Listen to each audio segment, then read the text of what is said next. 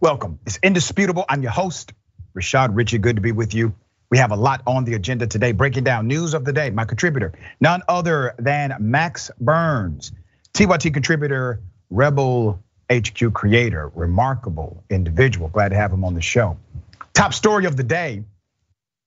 Well-known, prominent, talented comedians are now suing. They're now suing because of alleged racial discrimination at Hartsfield-Jackson International Airport. That's in Atlanta. That is the busiest airport on the planet Earth. Yeah, on the planet Earth. Let's go to it. Let's put up the pictures of the comedians who have filed suit. Eric Andre and Clayton English. They spoke at a press conference to announce the lawsuit. Now, this is going to be interesting because what they are alleging is not only connected to the airport, but also connected to the local police department and the DA's office. I'm going to explain. Comedians Eric Andre and Clayton English are challenging a police program. Keep this in mind. It is called or considered a police program at the Atlanta airport. They say violates the Constitution and the constitutional rights of airline passengers, particularly those that are black, through racial profiling and coercive searches, just as they are about to board their flights. Lawyers for the two men filed a lawsuit Tuesday in federal court in Atlanta, alleging that they were racially profiled and illegally stopped by Clayton County Police at Hartsfield-Jackson Atlanta International Airport. Don't let the name Clayton County throw you off. The city of Atlanta does in fact own the Atlanta airport. However, the Atlanta airport is not actually in the city of Atlanta. It is in a neighboring county known as Clayton County. They annexed themselves into Clayton County, which means Clayton County still has some jurisdictional control over what happens in the Atlanta airport. Just want to make that clear for the record.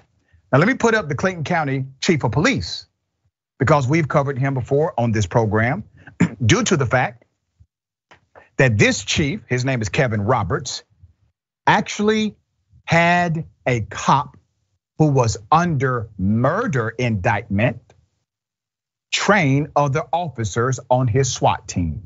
We broke the story, we brought it to you first, and because of our reporting, that cop is no longer on active duty.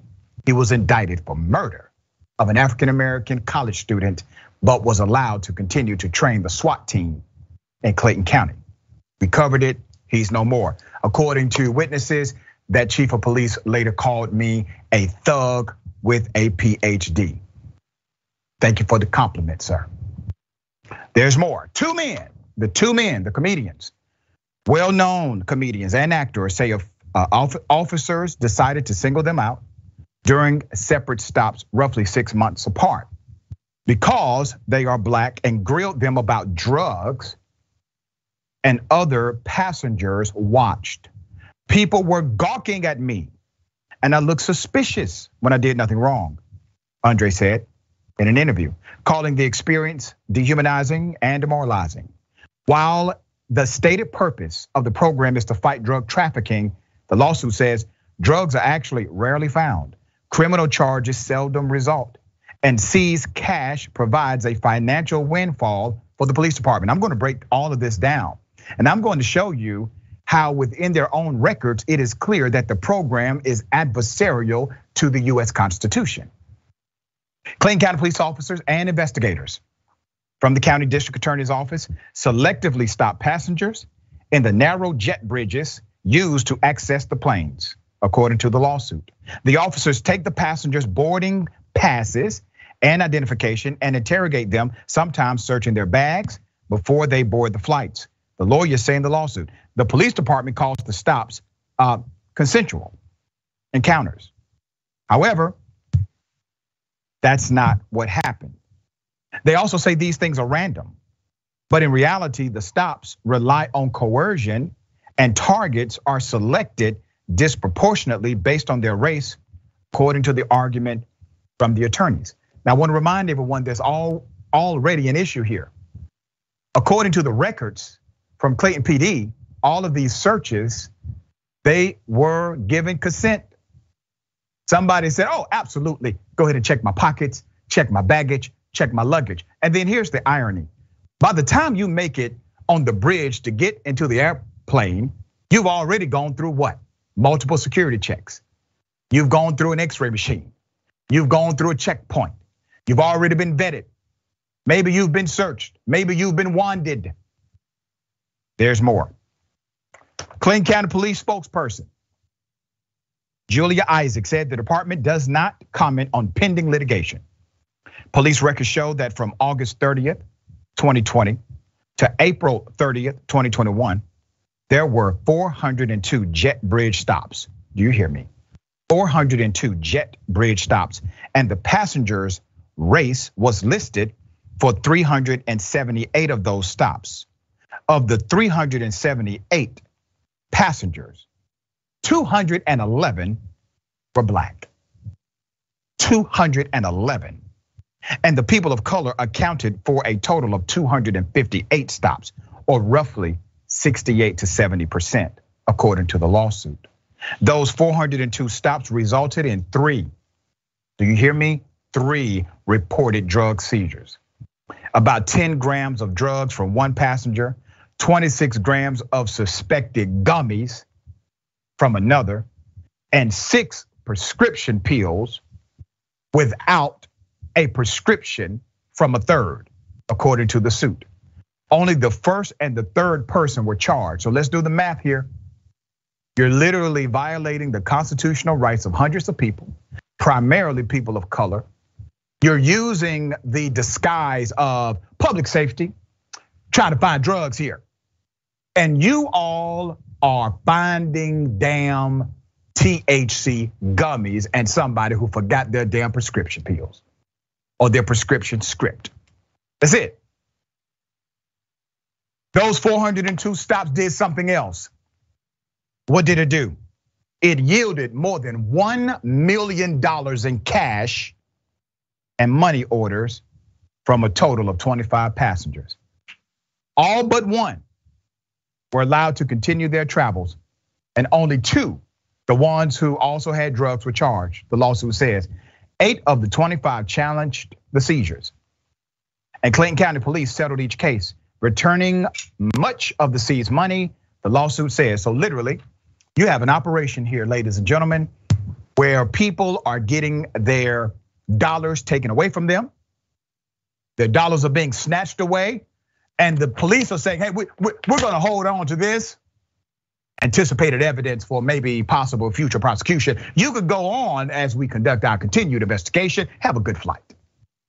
And then it forces you to go through a bureaucratic process to get your own money back. And many times you don't even get it all back, and you have never been charged with a crime at all. You see, this program seems to exist not for the sake of finding drugs, because that's not what's happening, but they are finding money. All right, one of the lawyers who filed the lawsuit, NYU School of Law Policing Project co-founder Barry Friedman, encouraged anyone, and I'm doing the same thing, I'm encouraging anyone who has had a similar experience to make contact. The lawsuit names Clayton County and the chief of police, as well as 4 police officers and a district attorney's office investigator. It alleges violations of the constitutional rights that protect against unreasonable searches and seizures and against racial discrimination. The comedians seek a jury trial and ask that the Clayton County Police Jet Bridge Interdiction Program be declared unconstitutional. They also seek compensatory and punitive damages, as well as legal costs. Here's how we know about the program. One person said something out loud. Then another person said, well, damn, that happened to me too. And then other people started to come forward. You see, this is an issue of systemic bias, prejudice in policing, and obviously it's adversarial to public trust and the community they are supposed to serve. It took this long before it came to the forefront, but now it's here. We're going to continue to update you as this federal lawsuit makes it through the judicial process. But I want to remind everybody, hundreds of passengers that we know of, that may be more, less than 1% of drugs found, but over $1 million taken by Clayton PD, according to the report. Max, thoughts on this? Dr. Richey, thanks for having me. I will say Eric Andre deserves a lot of praise for coming out and saying this. And if I'm Clayton County Police, the last person I want to tangle with, and this is Eric Andre, a man who understands his rights, is very dynamic in explaining these issues to people, and has the resources to fight back. Because as you pointed out, this is essentially an operation that flags people who don't have the resources to push back by making you file papers and go back to the airport to get your money back, even if you've done nothing wrong. And as you point out, I mean, this is a so-called random program that is not random. 7 in 10 of these people are black. It's a drug interdiction program that doesn't catch any drugs. About the only thing it does do is pad the balance sheet of the police department. And that depends on people being quiet and being intimidated. And in this case, they've messed with someone who is not intimidated. And this whole house of cards now is going to get some real sunlight. And that is the last thing these police want. Yeah, they, effed around and found out. We're going to continue to follow this as it develops.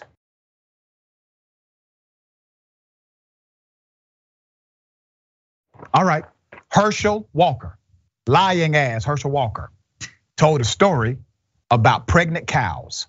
Here it is.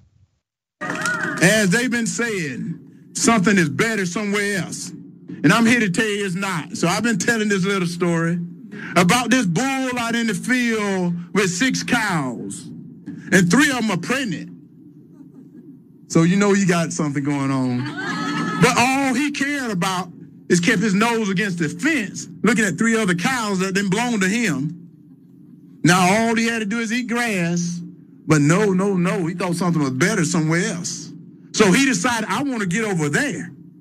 So one day he measured that fence up and he said, I think I can jump this.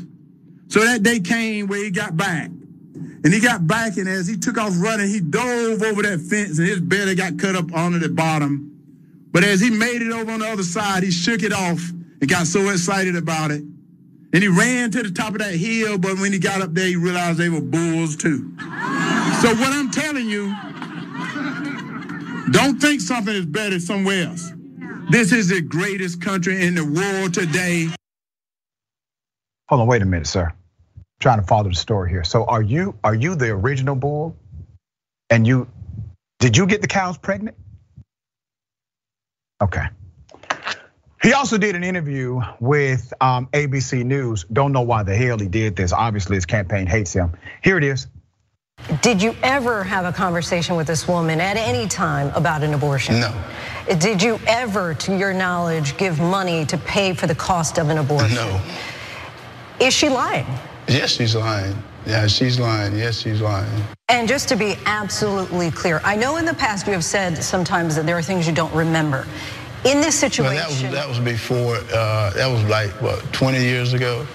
Yes. So in this current situation, yes. Are you saying a flat out denial to any knowledge of an abortion, or is it flat possible out denial, it happened and you don't remember? Flat out denial, lie.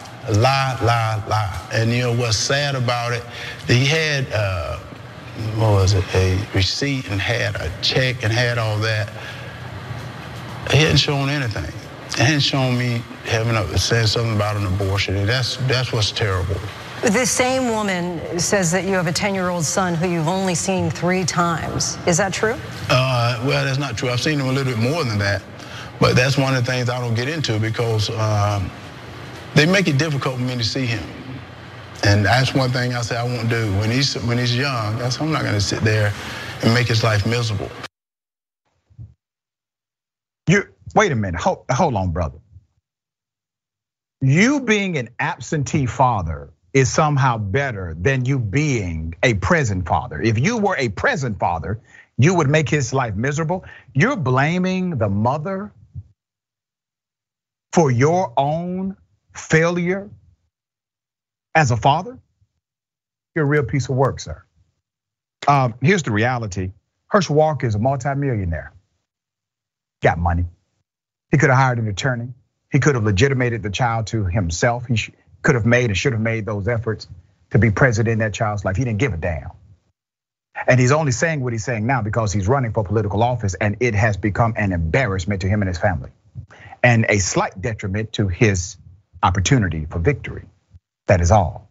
These people are pawns to him. Can you have low intelligence and still be an egotistical son of a you-know-what? Yes, that's exactly what he is. Now, the woman also claimed he paid for another abortion after the Daily Beast reported Walker paid for the abortion. The report was matched by the New York Times, which reported the retired football player also wanted her to have a second abortion. And now the Washington Post is reporting the woman who had repeatedly pressed Walker to pay for the abortion. When I talked to him, I said, "You need to send, I can't afford to pay for this." The woman told the newspaper, "We did this too. Both of us did this. We both know how babies are made," she explained. Also, during the ABC interview, Walker talked about his pro-life stance and his relationship with his children. Here it is. Tell me about your position on abortion. I'm pro-life. I believe in life. I'm a Christian. I believe in life. No exception. Well, I believe in the Georgia heartbeat bill. You know, that has exceptions in it because that's from the people. That's from the people.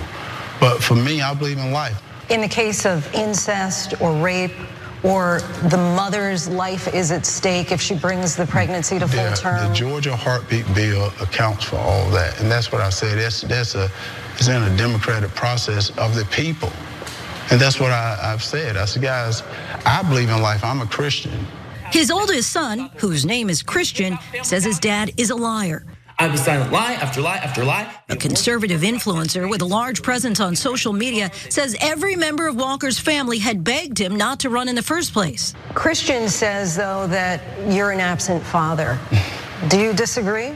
Oh, I love Christian, and that's what's so funny. I love Christian, and I've always will love Christian. But I don't think anybody's questioning your love for your son. Well, they know I've been with my son through everything. And that's what I'm saying. You know, Christian was someone that was in the same area where I was at. So I was with him every minute of the day that I could be. There was an interview you did last year with Diamond and Silk when you said, as far as talking about and being very critical of black fathers being absent. And you said, you know, it may be that you have to leave the mother, but don't leave the child. Right. Do you feel that you have been there for all four of your children? Yes, I have. If they needed me, they know we call. I never get in a fight with their mom and make it tough on them. Now remember, when she said, "Hey, did you visit your 10-year-old 3 times?" No, a little bit more than that. Well, what was it, sir, 5, 6? Is it up to 10? Did you do it once a year? Okay, Walker also claims that his treatment of past partners are in contrast, as far as the narrative, with the truth. Here it is. Do you think you know Herschel Walker? Well, think again.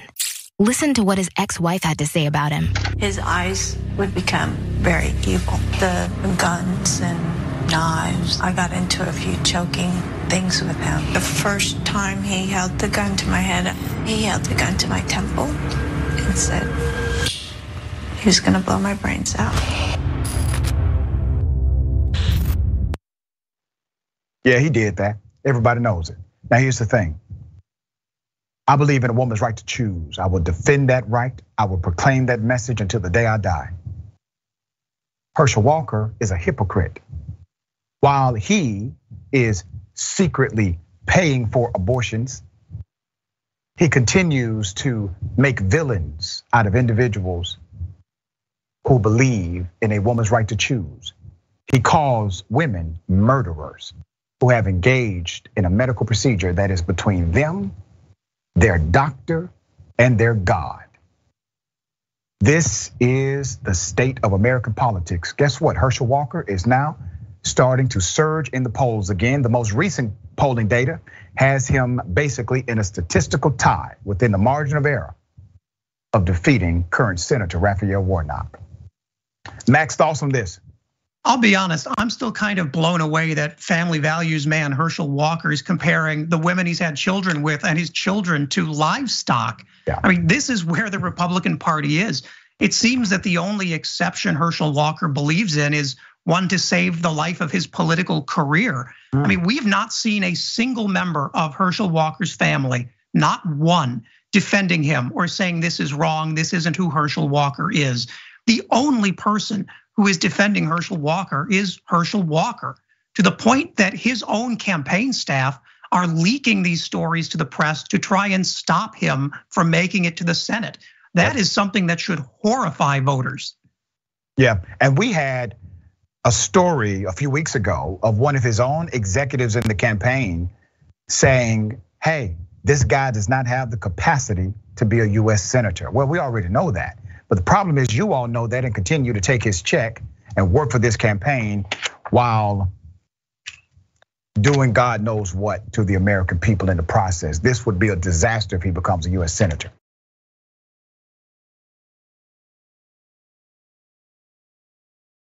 All right, we've talked about this. Black mother has a horrible experience while delivering her child. Here's some of the commentary. Put a finger down if when you were 35 weeks pregnant, you told your boss that you had a backache and you wanted to go home.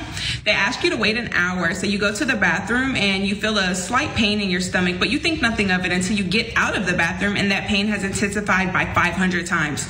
You start screaming and someone comes out and calls 911 and they call your husband. Your husband rushes to the hospital and the ambulance rushes you to the hospital. When you get to the hospital, you're put in a room in labor and delivery, and the nurse on labor and delivery tells you to describe your pain. You start crying, telling her exactly how much pain you were in, and she tells you to shut up because she's typing. So you try to shut up, but you're in so much pain that you start screaming, telling her, please, I feel like I'm dying, please help me. And she tells you that if you don't shut up, she's gonna leave the room. So then you quietly beg her to please don't leave the room, just please help you because you feel like you're dying. Let's put up her picture full mass here. Her name is Mary Catherine. Mary Catherine shared her birth trauma story. Mary Catherine was 35 weeks pregnant when taken to the ER for extreme abdominal and shoulder pain. But instead of being met with help, she was met with medical bias and racism. Mary Catherine continues in the TikTok and says this. She tells you that she feels like you're faking for pain medicine. And so when she does the check of your baby's heart rate and contraction, she sees that you're not contracting. You tell her you have pain in your shoulders and the pain in your stomach is constant. So you don't believe that they are contractions. You don't know what's going on, but you're in severe pain and you need help. She tells you that you're faking for pain medicine and that you need to tell them what kind of drugs you're on. You let them know that you've actually never taken any drugs in your life. You're not faking for pain medicine. Whatever's going on is serious and you need help. She then tells the doctor to order a drug screen. They order a drug screen and the doctor comes in and the doctor says that they need to do an urgent C-section to get the baby out because the baby's heart rate is decelerating. The nurse looks at the drug screen results and sees that they're negative and tells you in front of the doctor that you need to just tell them what kind of drug, pain medicine, what kind of drugs you're on so that they can help your baby. You start screaming and crying, telling her, please stop saying that I'm on drugs. I'm not on drugs. I'm in severe pain. I have more video. This is not abnormal for Black women to face this kind of racial discrimination inside of the healthcare system. There's more. Here it is. So then you go into the operating room. It takes them forever to do your spinal. When you lay down, you lose consciousness within 3 minutes because you start going into a grand mal seizure. They then determined that your blood pressure was 220 over 180, and you actually clearly had eclampsia. Not only did you have eclampsia, but your baby's placenta had detached and your uterus had ruptured from top to bottom, and your baby was laying dead in a puddle of blood in your abdomen. It takes 17 minutes for them to resuscitate your baby. You also lose your heart rate, and that takes them 16 minutes to resuscitate you. When you wake up out of your medically induced coma, they tell you that they airlifted your baby 2 hours away to a better hospital equipped to help him. When you get to the hospital, you're met with a social worker because the hospital lied and told them that you were on drugs. Not only did the hospital lie and tell them you were on drugs, but the hospital also lied and told them that you tested HIV positive, even though you didn't. So you were unable to breastfeed your baby ever. They completely destroyed your birth and almost killed your child. I have significant background and context here. Such a sad story, right? Okay. Nurses commented on TikTok and said, here's what we believe happened. HELLP. HELLP is what they described. It means hemolysis, elevated liver enzymes, and low platelets. Syndrome is a life-threatening pregnancy complication usually considered to be a variant of preeclampsia. Both conditions usually occur during the later stages of pregnancy or soon after childbirth. Now, I have some great friends at Morehouse School of Medicine where I happened to lecture, and they agreed all of those symptoms sound case book, what she just described, what the nurse described.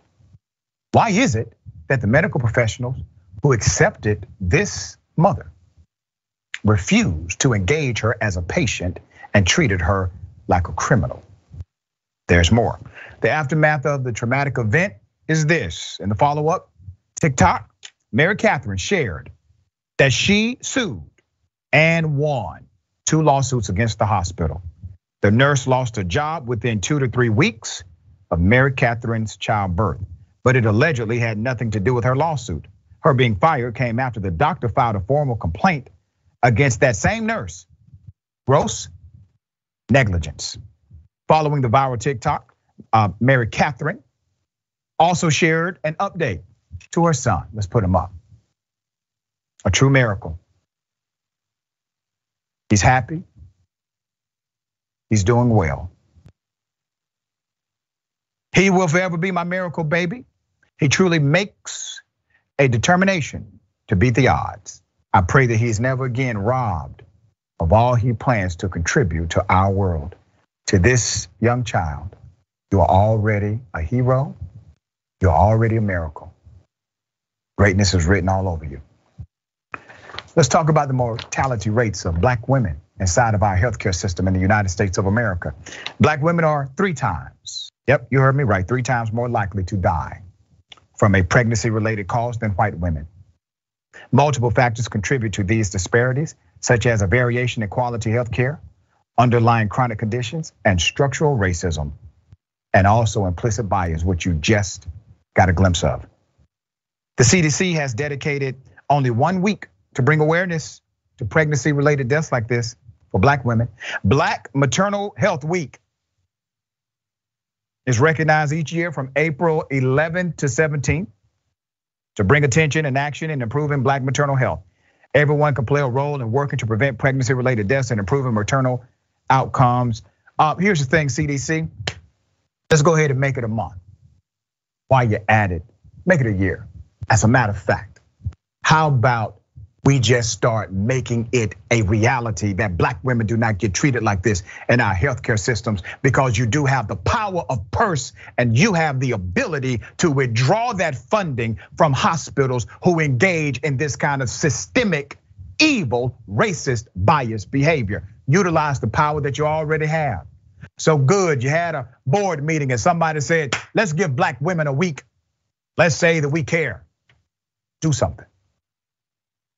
Max, thoughts here. This is such a horrific story and something I've worked on closely here in New York. The reality is, for Black and brown women, for immigrants, for non-English speakers, this happens every single day. And we could give everyone in America universal health care, Medicare for all, tomorrow. And that's not gonna change those mortality rates until we change the quality of care itself. That culturally appropriate care, care that doesn't call you a liar, call you a drug addict, that doesn't distrust your ability to read your own body. These things are deeply ingrained in the medical profession, and they need to be addressed on a level, on a systemic national level that we are simply not doing now. Max, you make such a great point, because even if you do the ultimate funding, if you have structural racism as the implementation factor, people still have to implement, they still have to execute, you will have outcomes that do not seem equal. They are not based in equity. 4 years ago, a study came out that said very clearly, if you are a black person and you have a black doctor, you are more likely to live longer than if you are a black person with a white doctor. That study still exists. That study was broken down by medical experts all across the United States of America. Why? Because of that factor, that bias that exists between medical professional and the person who needs the medical help. We're gonna stay on top of this. All right, we got more on the other side. It's Indisputable, stick and stay.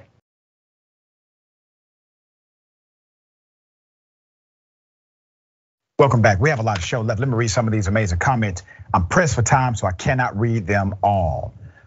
Tall glass of shut up juice. Dr. Richey is the type of thug I love. Keep on causing that good trouble. Thank you so much, I appreciate that. Democracy for Sale says, sounds like a common shakedown to me. Yeah, I'm talking about the police on the bridge. Got something for you. Ladies and gentlemen, I wish a Karen would. You want to call the police on them for having a barbecue on a Sunday. I feel free. Back off. I'm going to tell them there's an African-American man threatening my life. He didn't pay. It's okay. Just you pay. I was there the whole time. Why don't They have been traveling for 16 hours. You just pay. I'm at the Near Airport Yard. You didn't pay. Somebody gave you a free voucher. Just pay the $16. No, I'm not paying anymore. All right, I'll pay. There's 16 bucks. She's a piece of. Here's the money. Right now. Yeah, it's I'm taking your picture and I filed a complaint. I'm filing the complaint against What the hell for? Oh, go to hell. All right, yeah, confusing, right? Let me explain what just happened, okay? So according to the original poster who was in the taxi with the Karen, who's not visible, all right, not visible, lost her taxi voucher. She had a voucher that gives you a discount or a free taxi ride. It was given to her by the airline to get to her hotel. Told the taxi guy that she would pay credit instead. We get to the hotel and she gets out without paying and tries to get her luggage from the trunk. Okay, see, that's against the law, Karen. You can't do that. The taxi driver keeps her stuff in the trunk and she proceeds to call the police. Older couple seen yelling at her were traveling for 16 hours that day and had enough of the BS. So what did the older couple do? They said, we'll pay the damn $16, all right? Listen, people who are in service-related industries, they depend on the honesty of the individual who they are transporting. Because people like this exist in the world. It seems as if, based on the narrative, the woman was aware she did not have a voucher. She said, I'll pay credit. Gets to her location and tries to pull a fast one, and then argues and debates about not paying the $16. Ma'am, you're too damn old to treat somebody else like that. And really, it doesn't matter how old you are. Nobody should treat anyone like that. But certainly, you should have learned better by now. So we highlight these particular Karens because we provide a mirror for reflection and possible correction. Big ups to the couple who decided to step up and say, damn it, I'll pay the $16. And also call out the Karen on her Karenicity. Way to go. Max, thoughts on this? All this over 16 bucks. I mean, yes. It really is crazy. This idea too, that she tries to hop out and essentially steal a fare and then calls the police on the cab driver. I mean, this in the same country where we're arresting kids for hopping a turnstile on a $2.75 subway fare. Mm-hmm. She feels entitled to not pay anything because she felt cheated by her own mistake. I mean, I don't know what to say about this other than I hope that she gets some help. Yeah, or some money. All right.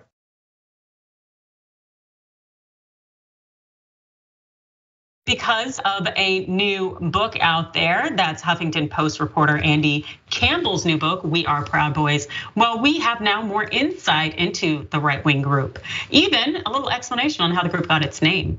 So we know that the Proud Boys name first came to Gavin McInnes while he watched with disgust as a 12-year-old boy with brown skin sang a musical number on stage at a school recital. How weird is that? And that is Gavin McInnes right there. Yeah, really. All right, so Andy Campbell says this in the book about McInnes. McInnes was pissed that he had to be in the audience at all. He already sat through performances of his son playing the drums and his daughter playing the guitar. And now here was this kid singing a song from a Broadway musical. This little Puerto Rican kid comes out and he goes, "I'll make you proud, boy." It was the gayest effing song. When I was watching, I was like, this is obviously the Hispanic son of a single mom. He did high five a grown man afterward, but it couldn't have been the real dad. What? Yeah, so this is what Gavin McInnes had said on his show. Wow, racist, classist, homophobia, run amok, disgusting. So on the podcast, McGinnis's producer then played a bit of the song "Proud of Your Boy" from the Broadway version of Aladdin, which he continued to mock. And this is what he said on the shed. He said, "OMG, he was singing an Aladdin song. What a dork. The worst part is I don't think he was gay. I think he was just like, this is a good song and I can really use my effing diaphragm." What is up with this? Gavin McInnes is like a full-fledged adult getting upset because he went to like a children's recital? Are you out of your mind? Well, Campbell concludes the whole incident in his book, writing, "The origin of the Proud Boys, the nation's most notorious political fight club, can be traced to one reactionary bigot behind a microphone who hated a child he figured was a fatherless Puerto Rican. McInnes seems to embrace this characterization though his wife is apparently appalled by it. Yeah, I think his wife and any sane, logical person in this world, like, not only is it just absolutely pathetic, there's just isms galore with this. This is a disgusting human being without a doubt, and as are any individuals who identify with being Proud Boys. Ben? They call themselves boys because they are boys. It's the only thing I disagree with what you said, Adrian, calling him a full-fledged adult. This is a full-fledged child. This person this is what you're occupying your mind with. This is what you're occupying your time with. Not just to think you're mocking thoughts bad enough, but then to go on air and talk about it and mock the choice of a young child singing a song and then name your organization after it. They're a bunch of idiotic, racist bigots. They're homophobic children. And thankfully, this group is being ostracized and finally being held to account. There's not much else to say. It's just disgusting and unreal. This is the person that founded Vice News, and thankfully they disavow him, but how embarrassing for them. Absolutely. How are you going to be at like your kid's recital and you're getting all racist and homophobic toward a child who's performing? That is just beyond me. I do not get it. But then again, that's what these right-wing little militia groups are, and they are indignant about their right to engage in this hate. It's utterly disgusting.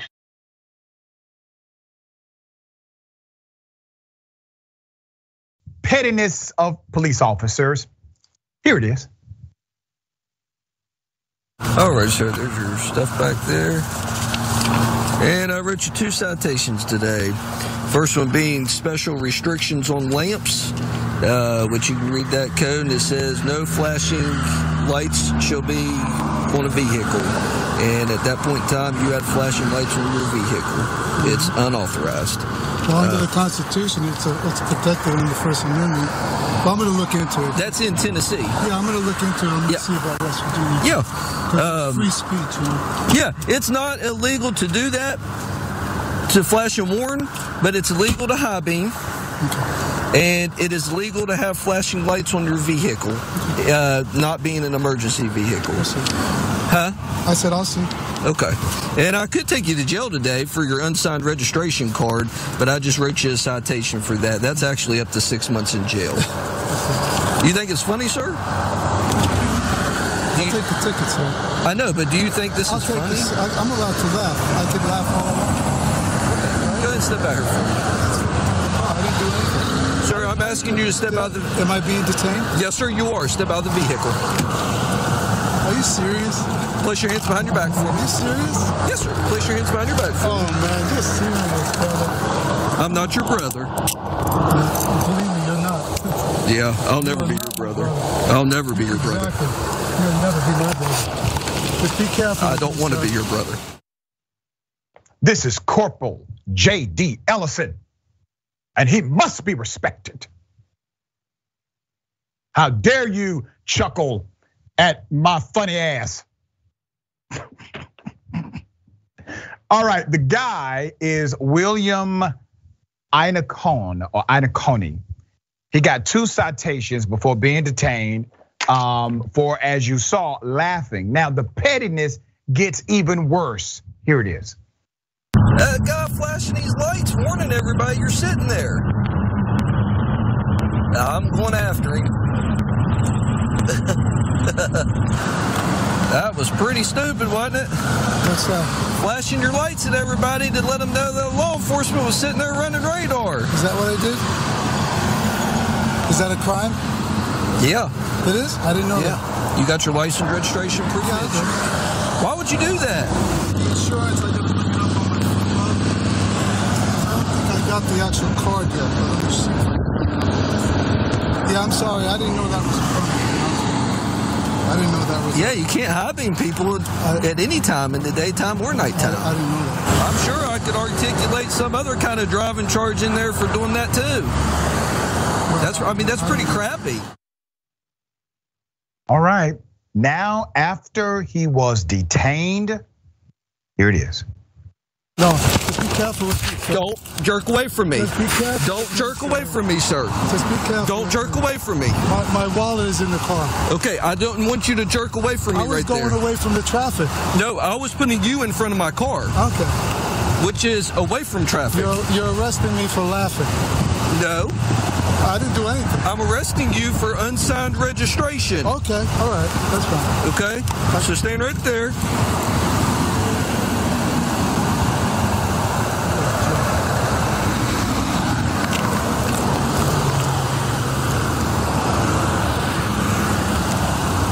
Do you have any weapons in the vehicle? I got no weapons.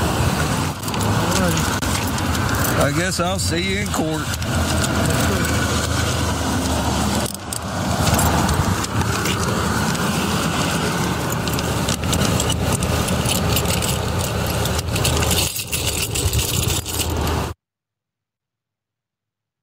This is why people don't like the police.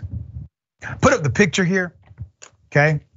So what did the cop want to really do? He's not really enforcing public safety. He's not a public safety guy. He's trying to enforce his ego. He's an egotistical guy.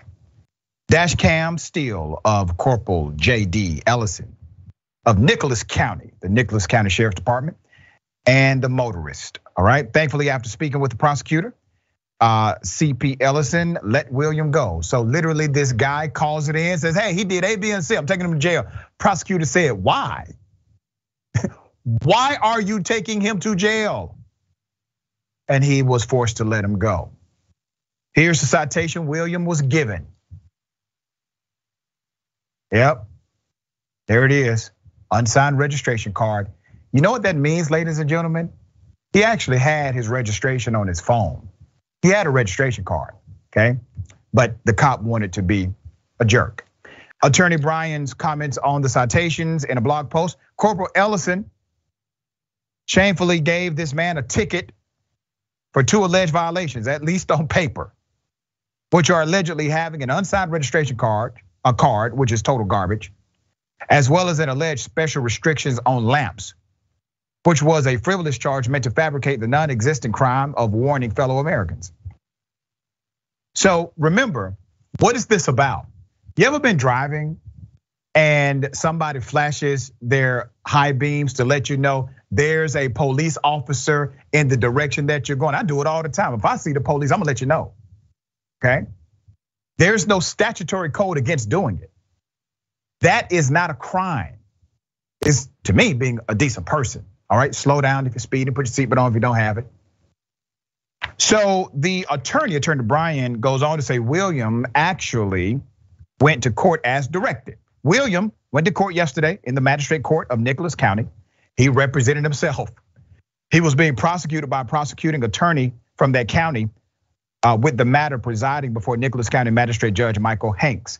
Magistrate Hanks convicted this man of the alleged crime of special restriction on lamps. He did dismiss the bogus charge of having an unsigned registration card because it's thankfully not even on the books anymore, which, by the way, was the offense for which William was placed in handcuffs for. Well, wait a minute here. Is that not false imprisonment? Is that not maybe kidnapping? I mean, literally, you just arrested somebody that you cannot arrest somebody for. All right, there's more. The attorney notes on the special restriction of lamps that just looking at the statute that was utilized, which is clearly not meant to apply to this situation, it makes an explicit exception, citing a different statute that allows for flashing lights for the purpose of warning the operators of other vehicles of the presence of a vehicular traffic hazard requiring the exercise of unusual care in approaching, overtaking, or passing, etc. So there is a context where statutorily it's 100% legal to do. All right. I highlight this story to show you the spirit, the personality, the pettiness of some police officers. Now, naturally, we in the black community, we have faced this routinely. I've been right in front of cops who have acted just like that with me. If we do not enforce real reform and yes, even replacement of road cops, this will only get worse. It does not get better. And while you think they're not knocking on your door right now, I guarantee you they eventually will. Max, thoughts here? We're really keeping the hardened criminals off the street here. I mean, you show this video and yet there are still people who are gonna ask why the relationship between the public and the police is so frayed. And it's this pettiness. It's enforcing laws that don't exist. It's misapplying laws that do exist. It's this demand for obedience over respect for the law. And it shows that you can't even trust when you get to court and they admit that these laws are misapplied, that they'll come to the right decision. It's not really a system that instills a whole lot of confidence in you as an individual. Well said. We got more on the other side. It's indisputable, stick and stay.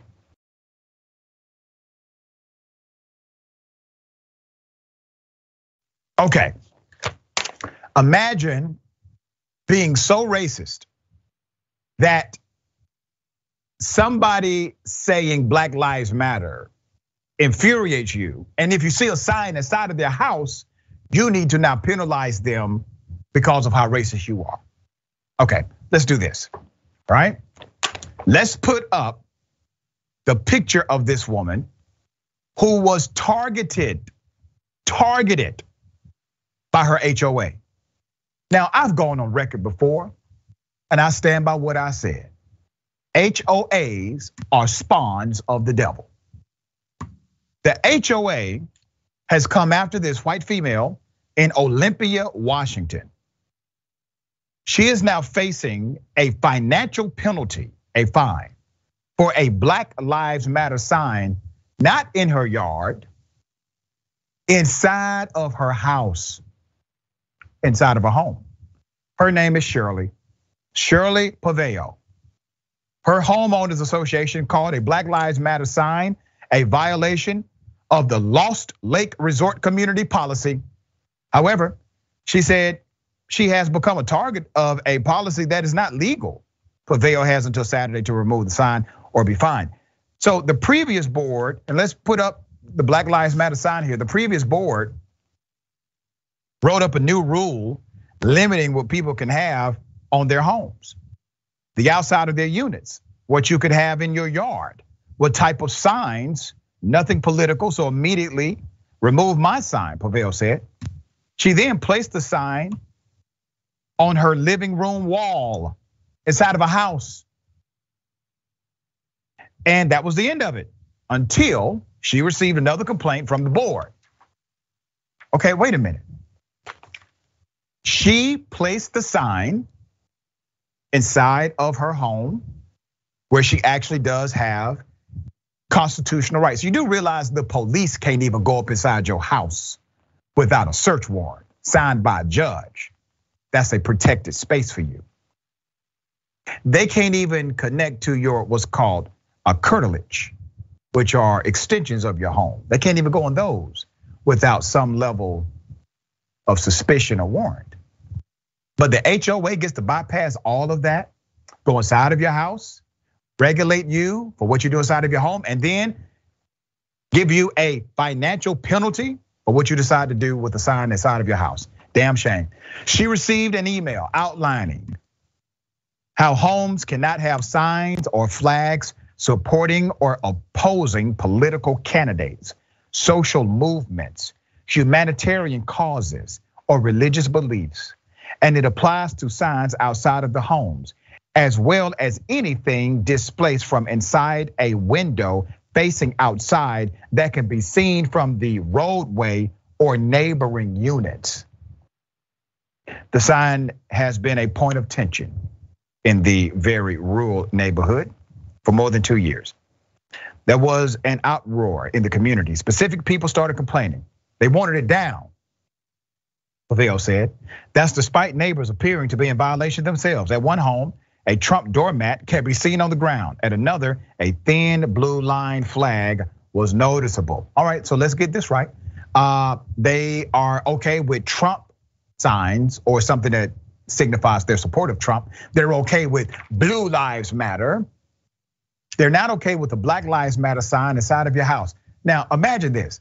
If they're not okay with the Black Lives Matter inside of the house, how do you think they feel about a black person inside of the house?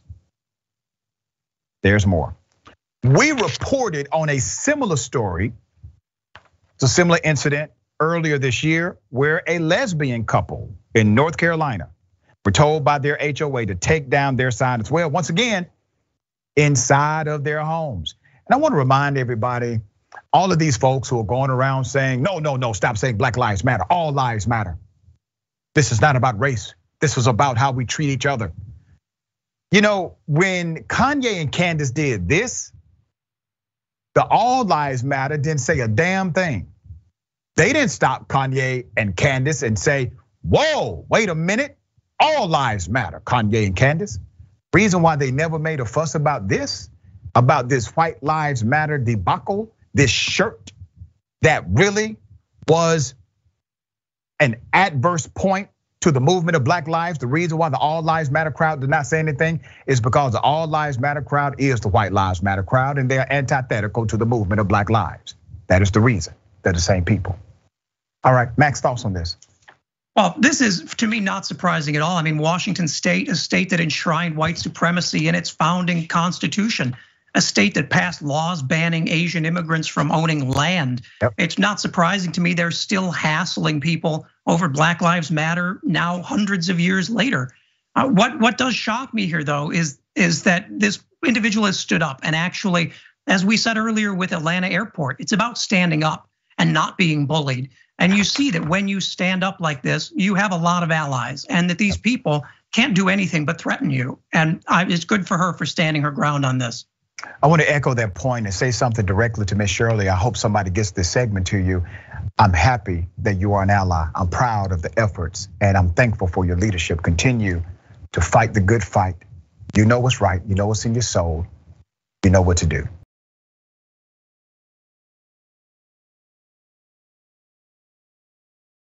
All right. Well, okay, racist as hell. Let's just go to the video. You can take a gun, shoot somebody in the face. It's not hard. Sometimes it might even be fun if they're a godless commie. Now, what they're trying to do is sneak the COVID vaccine in your salads. I hate math. Somebody say amen.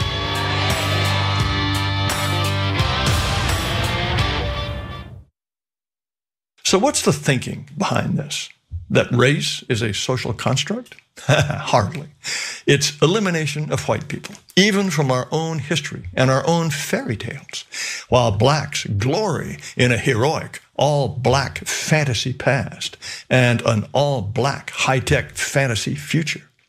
If that's supposed to boost their self-esteem and make them stop shooting each other and us, it's not working.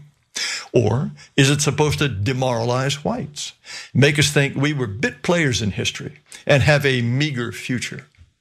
Judging from television ads in which all the couples are now mixed race, it looks like we're supposed to miscegenate ourselves into extinction and have no future at all. Black people are posting videos of their children bursting with happiness when they see the trailer for The Little Mermaid. She's black like me.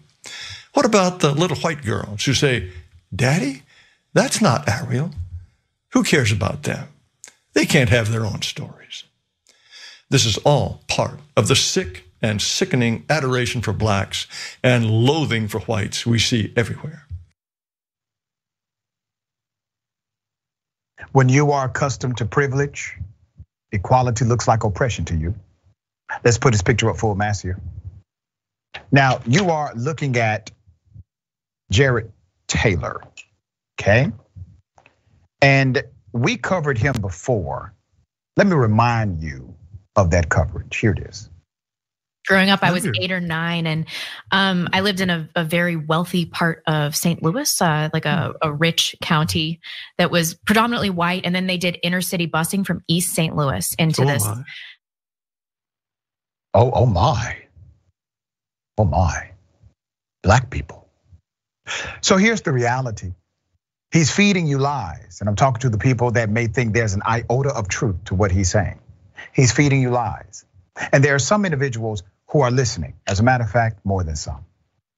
What he inserts that somehow black people are killing white people. No, sir.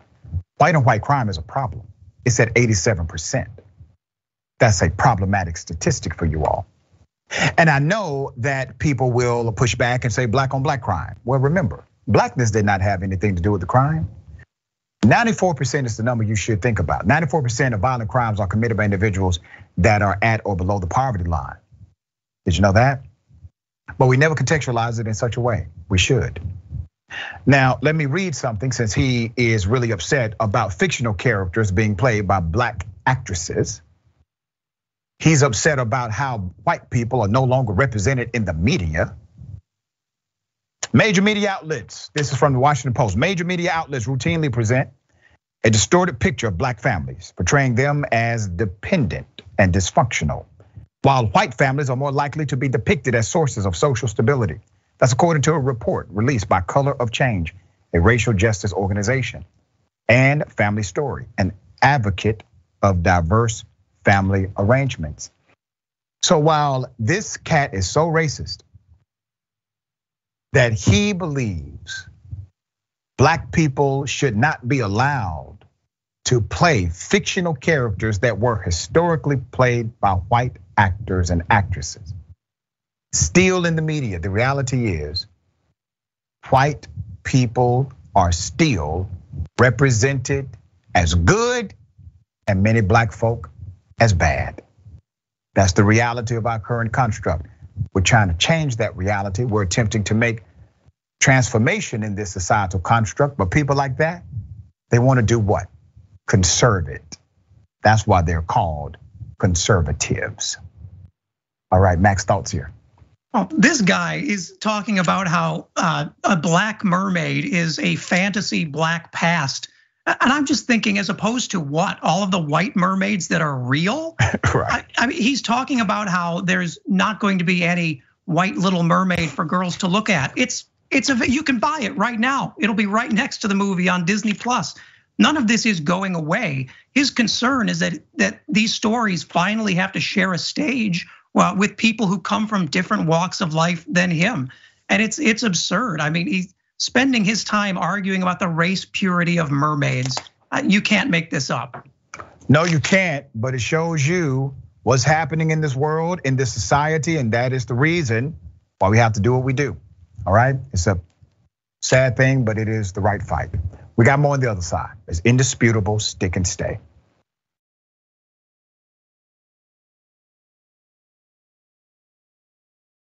Welcome back. We have a lot of show left. Let me read just a couple of comments quickly.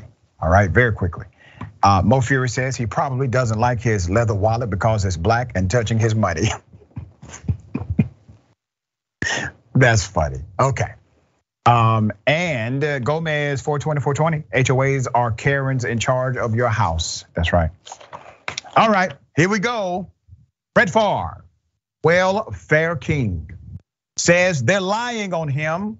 He didn't know about all of the money he was receiving from the state of Mississippi, the poorest state in the United States of America. Let's put his picture up because see, we have receipts that provide a contrast to what he has said. Brett Favre is speaking out against allegations that he was involved in Mississippi welfare fraud case. Favre has denied any wrongdoing and asserted that he was unaware of the origin of the money. He issued a statement saying, and I quote, "I have been unjustly smeared in the media. I have done nothing wrong, and it is past time to set the record straight. No one ever told me, and I did not know that funds designated for welfare recipients were coming to the university or me. I tried to help my alma mater, USM, a public Mississippi State University, raise funds for a wellness center. My goal was and always will be to improve the athletic facilities at my university." What he's not saying in the statement is that the money coming to the institution and to him benefited his family, because this is where his daughter played volleyball, right? So he has this, connection that continues to benefit him and his daughter. So let me give you background on the scandal because I got receipts that provide a contrary narrative to what he has just said. Favre, who has not been charged with the crime, has been entangled in the massive corruption scandal that reportedly involved more than $77 million and has ensnared several high-ranking government officials. Favre was allegedly paid $1.1 million from the Temporary Assistance for Needy Families program. That didn't ring a bell to you, sir? That you're getting paid from TANF? $500,000 in December 2017, $600,000 in June 2018 for purported public speeches the football legend never gave at events he never attended. Okay, so let's get this right, Favre. You're saying that magically the state of Mississippi decided just to give you over $1 million for work you never performed. He then gives the money back. But sir, if you did the work, why would you give the money back? If there's no malfeasance, why do you give the money back? The auditor of the state of Mississippi says Favre still owes them well over $200,000 because of the interest. The state has determined, sir, that you never should have had that money in the first place. Obviously, you determined the same thing, evidenced by the fact that you returned it. Here's the thing, Favre, you know what you've done for yourself? You have provided evidence of a guilty conscience and you don't even know it. When you return money through ill-gotten gains, you are providing evidence of a guilty conscience. That's what you've done here. Your attorney will explain this to you, I'm sure if they have not already. Let's put up the picture of the relationship with one disgraced and recently convicted individual. Her name is Nancy. Nancy New.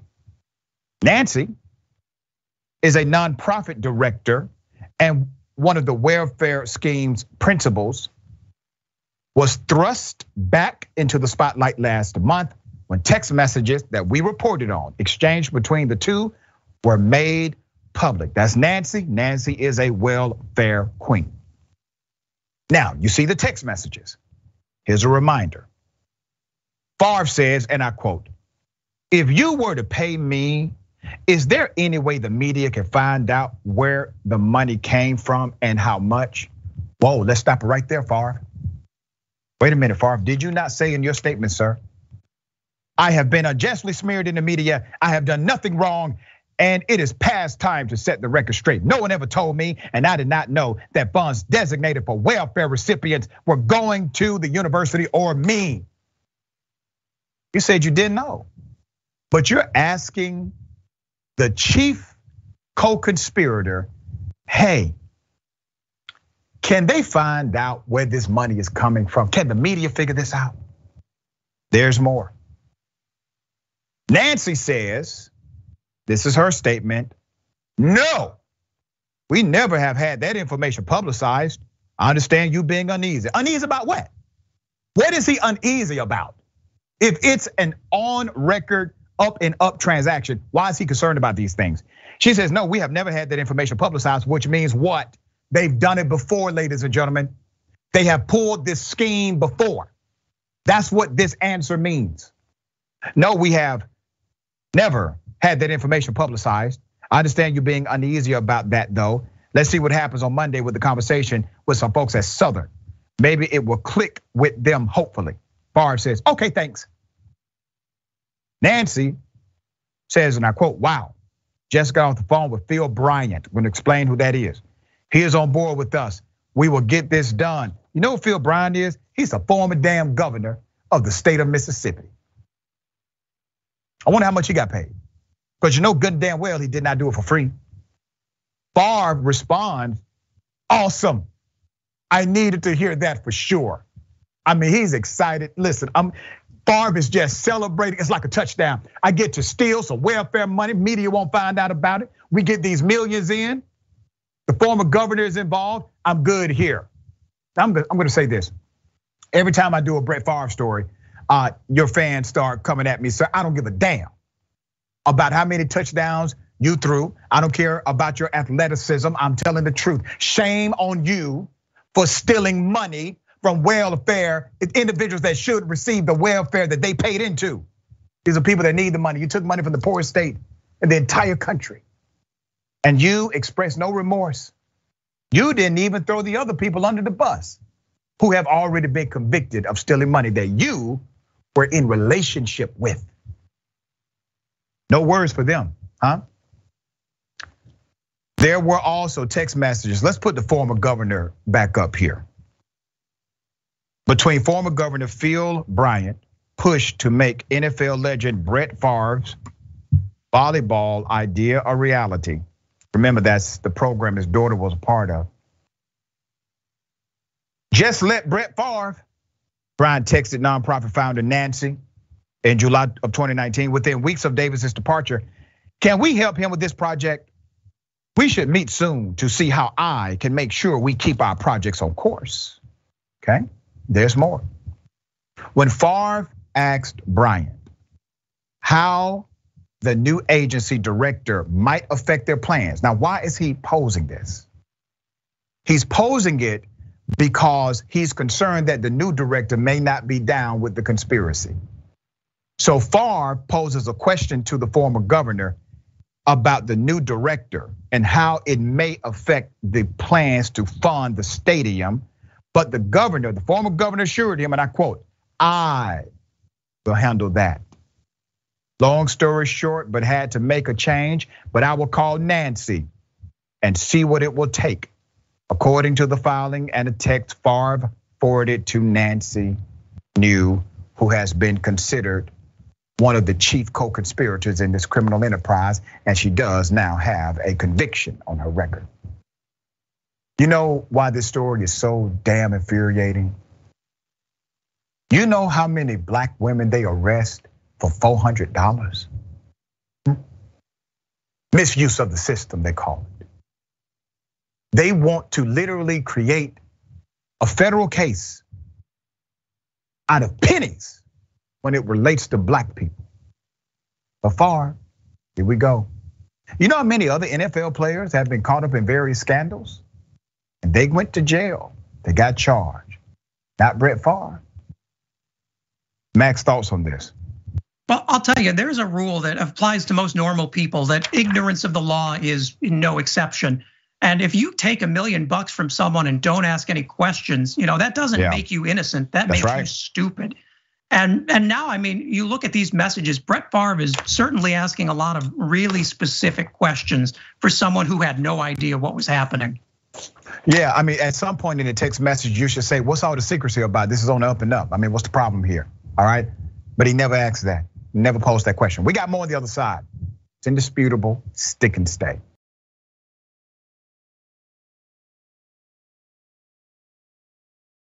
All right, welcome back. Always good to have you here. Let me remind people of Aspiration, all right? Aspiration, you can sign up today. Website is simple, aspiration.com/TYT or scan the QR code on the screen. When you open an account with Aspiration, you have the chance to reduce and mitigate your carbon footprint, fight climate change, and give forests and animals another chance. Go to aspiration.com/TYT, sign up or scan the QR code you see on the screen right there. And we got 5 days. Our sister, Senator Nina Turner, Unbossed, is coming. Subscribe to Unbossed with Nina Turner and get ready to tune in daily, 4 p.m. Eastern Time, 1 p.m. Pacific Time. That begins October 17th. The countdown is now. Make sure you subscribe. If you've already done so, get a friend, get multiple friends. Make sure your whole family subscribes to this amazing show that's coming up. Let me read some of these great comments. Travelers Dragon, he needs to be wiped out of the Hall of Fame.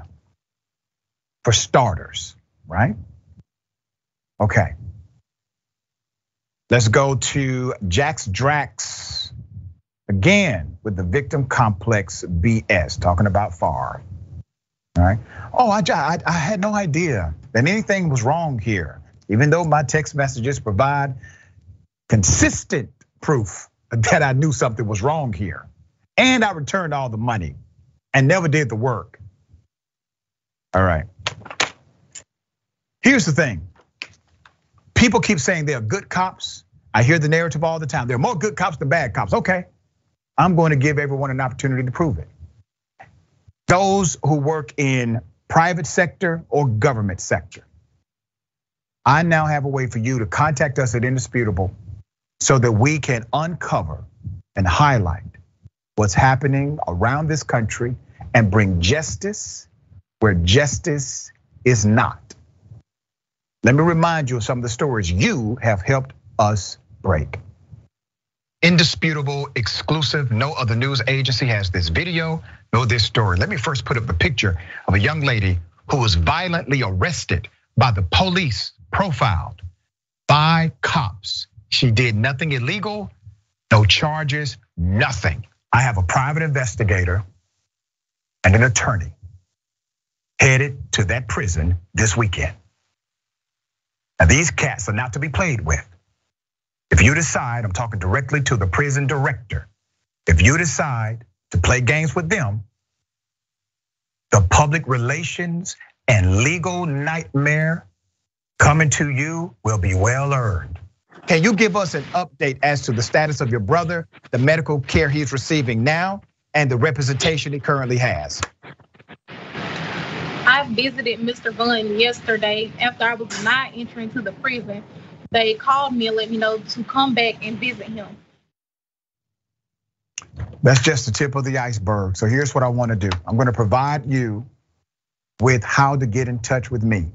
How to get in touch with the team right here at Indisputable is real simple. Go directly to Indisputable at TYT.com.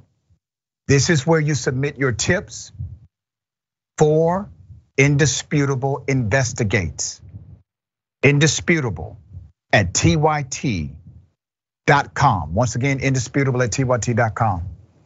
This is an opportunity for those who may not trust the bureaucracy, the protocol of their established government agency, or even the HR in their private sector.